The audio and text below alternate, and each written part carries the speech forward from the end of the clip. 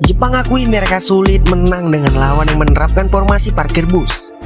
Prediksi lini up dan head to head Indonesia versus Libya.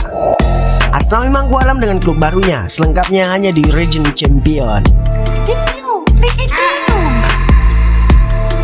Number 1. Gelandang timnas Jepang Takumi Minamino menyebut timnya bakal kesulitan saat bertemu lawan yang bermainkan blok rendah alias parkir bus di Piala Asia 2023 nanti. Lalu bagaimana dengan timnas Indonesia? Akankah mereka memainkan blok rendah saat melawan Jepang nanti? Perbedaan kualitas yang sangat jauh membuat hal itu mungkin saja terjadi di Piala Asia. Gelandang timnas Indonesia Maklok mengakui kualitas Jepang memang jauh di atas Indonesia timbang membandingkan dua lawan lainnya yaitu Irak dan Vietnam.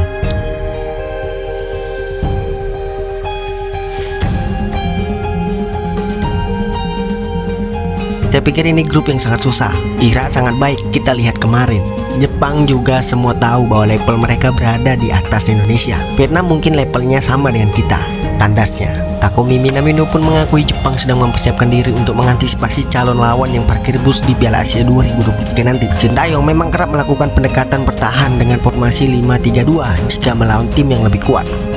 Di sisi lain, Jepang punya target juara di Piala Asia 2023. Walau sudah dikonfirmasi tanpa Mitoma dan juga Kubo, Minamino tetap bertekad membalas kegagalan merengkuh Piala Asia 2019 lalu. Saat itu, ex-gelandang Liverpool itu urung meraih trofi juara usai kalah di final oleh Qatar dengan skor 1-3 di Piala Asia 2019.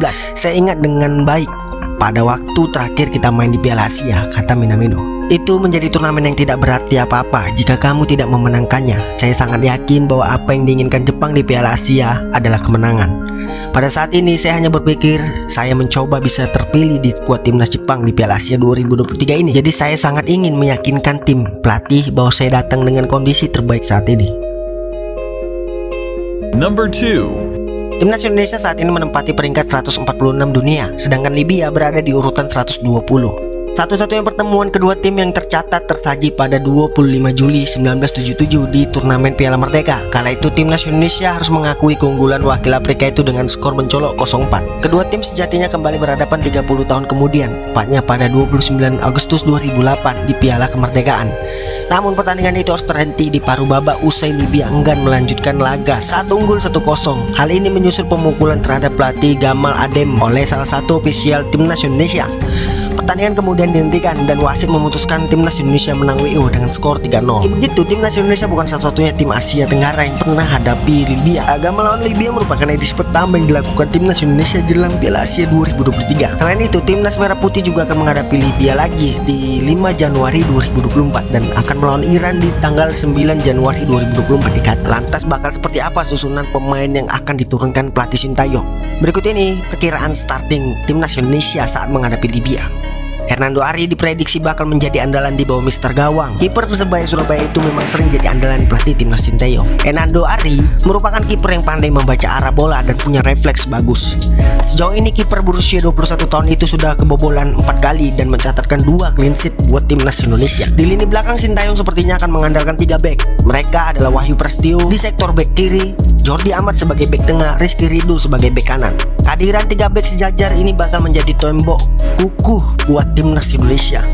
Apalagi ketiganya dikenal sebagai bek yang tangguh dan selalu mati-matian mengawal area pertahanan. Selain itu, ketiganya juga didukung dengan posturnya yang tinggi. Keunggulan ini tentu bisa dimaksimalkan dalam duel-duel bola udara.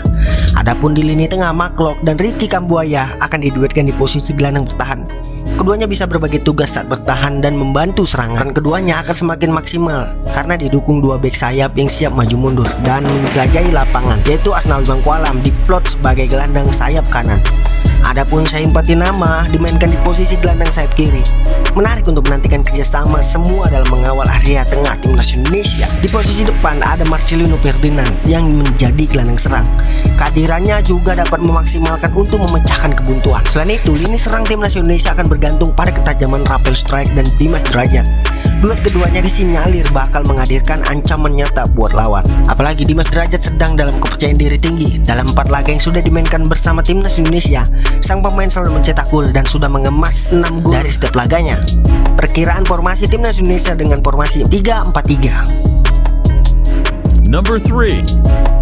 Bek kanan timnas Indonesia Asnawi Mangkualam tampaknya tak akan bermain di Jeonnam Dragons pada 2024. Asnawi sudah mengucapkan selamat tinggal kepada klub tersebut.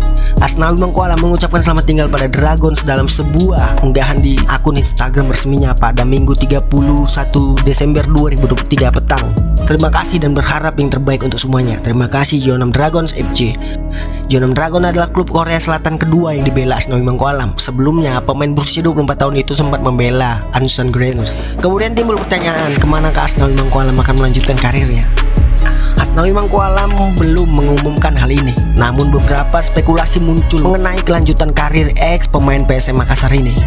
Beberapa klub Korea Selatan disebut tertarik untuk memboyong Asnawi Mangkualam. Demikian dengan beberapa klub besar di BRI Liga 1. Saat ini Asnawi Mangkualam sedang berada di Turki. Pemain yang punya diskriminasi tinggi itu bergabung dengan timnas Indonesia yang akan berlaga di Piala Asia 2024. Saat ini ia pun fokus tertuju pada timnas Indonesia. Kemungkinan besar ia baru mengumumkan kapan akan melanjutkan karirnya usai turnamen tersebut selesai.